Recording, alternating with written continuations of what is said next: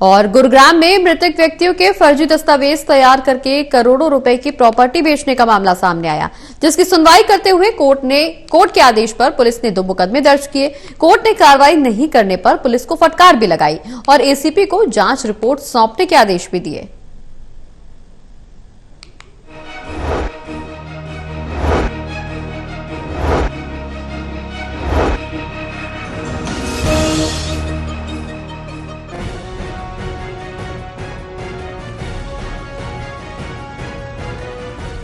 Cyber city Gurugram में एक गिरोह के द्वारा मृतक व्यक्तियों के फर्जी दस्तावेज बनाकर प्लॉट का पहला सौदा किया गया, फिर उसे बड़े ही शातिराना तरीके से बेच डाला। हालांकि जो प्लॉट के असली मालिक थे उनको इस बात की भनक तक नहीं लगी कि उनकी जमीन का सौदा हो गया। जैसे ही उनको खबर हुई कि उनके प्लॉट को बेच दिया गया, वैसे ही आनंद फानन में वह पुलिस और अधिकारियों के पास पहुंचे, लेकिन कहीं से कोई मदद नहीं मिली।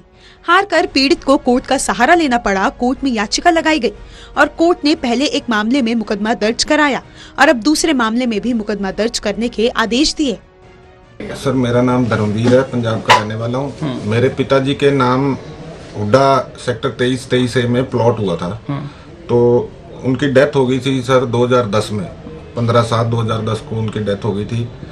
उसके बाद सर 2016-17 में ये प्लॉट इन्होंने घपलेबाजी करके मेरे चाचा हैं अनूप बिश्नोई, और उनको पता था भी मेरे पिताजी की डेथ हो चुकी है, और उन्होंने मतलब मिल मिला के उनके मतलब साडू हैं जो के बिश्नोई और उनका बेटा है विकास बिश्नोई, इन सब की बहुत अच्छी पकड़ थी जी पॉलिटिक्स में। इन सब ने मिल के और वो हेराफेरी की है जी। FIR तो दर्ज हुई है, पर अभी उनका मेरे को पता नहीं उनका नाम वगैरह आए हैं कि नहीं आएंगे, क्या कह सकते हैं जी। पुलिस कार्रवाई तो कर नहीं रही कुछ। दरअसल ये पूरा मामला सेक्टर 23 और 23A का है, जहां पंजाब के रहने वाले सुनील कुमार ने वर्ष 1996 में 750 गज का एक प्लॉट लिया, लेकिन बीमारी के चलते सुनील कुमार का वर्ष 2010 में निधन हो गया।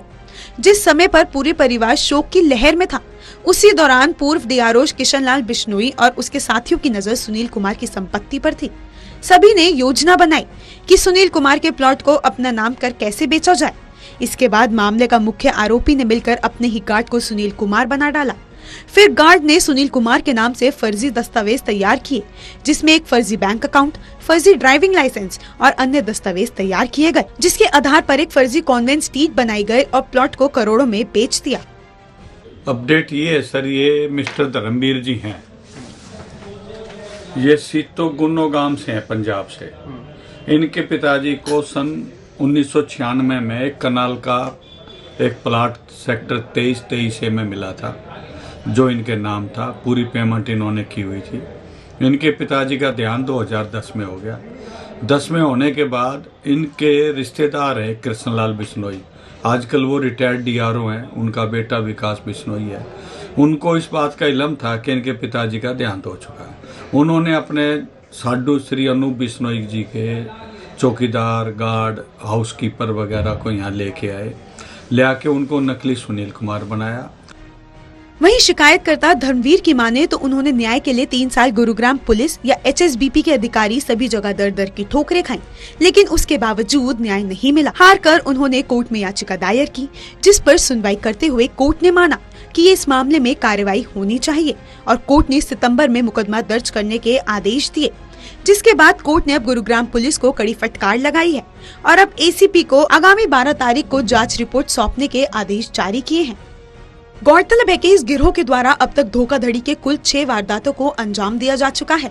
सभी में मुकदमा दर्ज हो चुका है, लेकिन सबसे बड़ा सवाल ये खड़ा होता है कि जहां सरकार भ्रष्टाचार मुक्त हरियाणा की बात करती है, तो वहीं इतनी बड़ी धोखाधड़ी बिना अधिकारियों की मिलीभगत के कैसे संभव है।